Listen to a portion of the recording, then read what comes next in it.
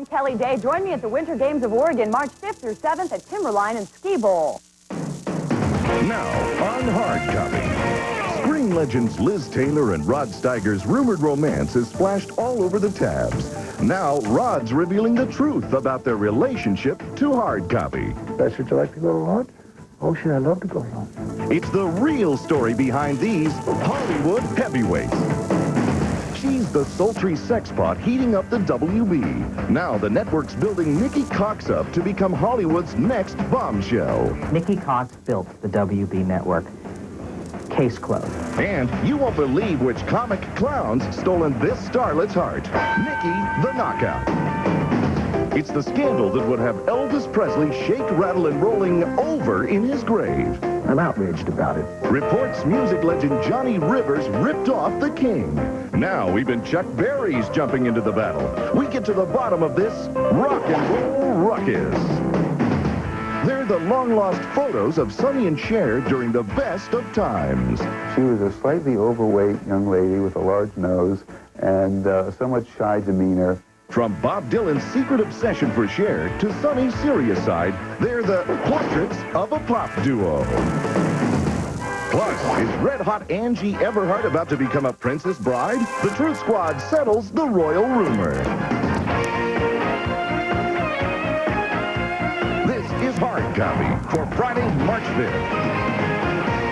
Hi and welcome. I'm Kyle Kraska. You've read all the tabloid stories about Rod Steiger and Elizabeth Taylor's relationship, but neither of the screen legends has commented until now. Jerry Penacoli has the real reason behind this couple's coziness.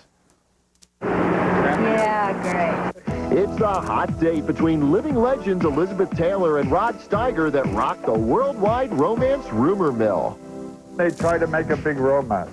I really shut him up because she was in a brace from here to her pelvic zone. I said, when you can figure out how to make love with a brace like that, call me and we'll have a romance.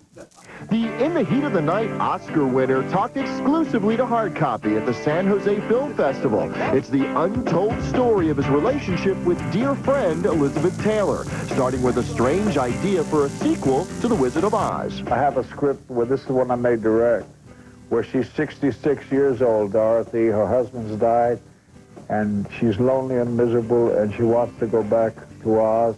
Rod decided it might be a role custom-made for Liz.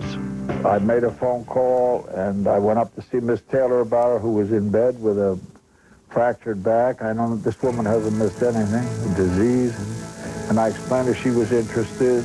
When Rod returned to Elizabeth's house days later, he spotted a horrifying symptom that hit close to home. I was looking at her because I was in a depression 8.5 years. I know the beginning of depression really starts with isolation, and she's still in the bed. So I said, would you like to go to lunch? Oh, sure, I'd love to go to lunch. It was only later Rod realized the incredible importance of that simple date. I was leaving, and one of her staff said, you know, outside of the AIDS projects, the first time she's been out of the house in 2 years. Incredibly, it's the second time Steiger's come to the aid of a lonely legend. He once spotted Joan Crawford in a coffee shop. I'll bet you, I said to a friend of mine, she's alone. They go, what do you mean alone? Joan Crawford, for God's sake, the goddess of the cream. So I had her phone number, and I called up. I said, Miss Crawford, this is Rod Steiger. Would you like to go to the Luau for Chinese food? Oh, she says, thank God somebody called. Everybody thinks they're so busy, and nobody called. And we became friends, had a couple of dates. You know, it's amazing.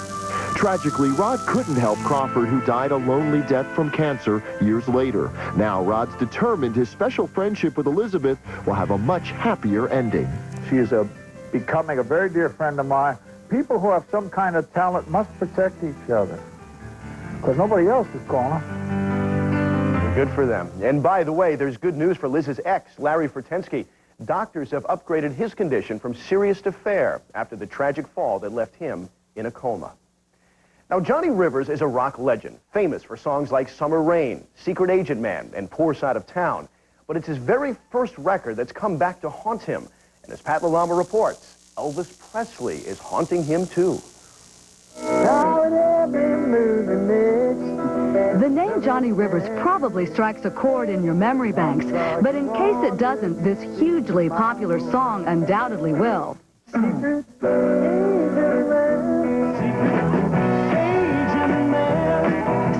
time in your life, especially the baby boomers, you've hummed the words to Rivers' big hit, Secret Agent Man. Now, 35 years later, this songwriter is singing the blues over another one of his hits called Memphis.